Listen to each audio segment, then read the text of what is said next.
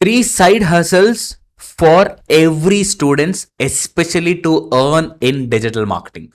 One, you can be a social media managing person, because a lot of brands these days are looking for freelancers, college students who can manage their brand on social media, which consists posting, managing DMs and comments as well. And second, reel editors, because a lot of brands are nowadays posting reels. You can learn video editing using apps, using YouTube within no time or a short time, and you can provide services to the brands.